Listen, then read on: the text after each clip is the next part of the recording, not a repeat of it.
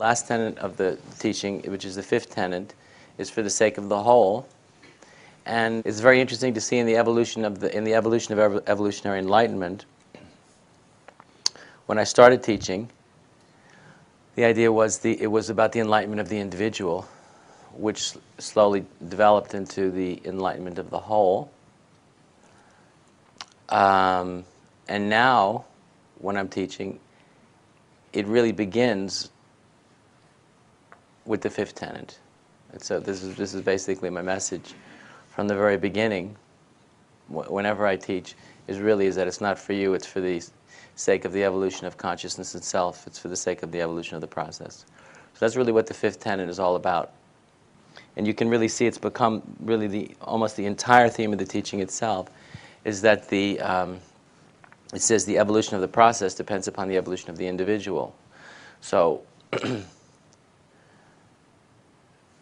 so when the awakening individual at the leading edge realizes that the evolution of the process depends upon their own personal development, then that individual begins to feel a moral obligation to develop morally, ethically, philosophically, and spiritually, to evolve beyond ego for the sake of the evolution of the process itself.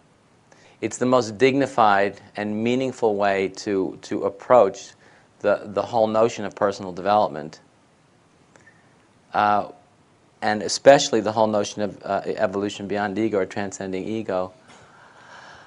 And transcending our cultural narcissism is the awakening to this obligation to evolve for the sake of a higher purpose. And when you really begin to get this, when you begin to get this at a deeper level than just merely intellectual, but when you begin to awaken to a moral sense of obligation in relationship to this, and when you begin to experientially have a direct experience of what it is that I'm speaking about, what's very important is that you find a sense of personal dignity.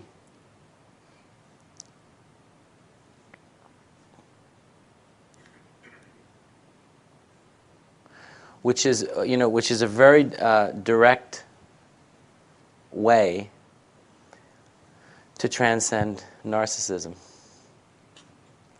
I know it sounds a little odd, but I do really mean it, because so much of our narcissistic concerns are really petty, if you know what I mean.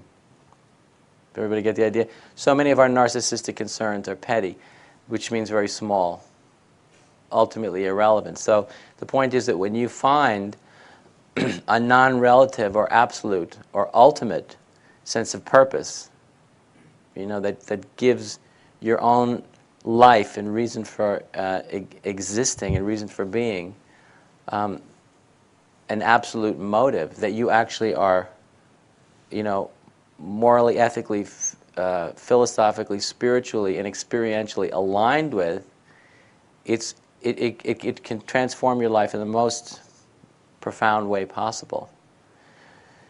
So understand and realize that an evolutionary enlightenment is as much about a direct experience of a higher state of consciousness as it is about the discovery of a higher perspective. And it's really this higher perspective that the whole teaching is really about.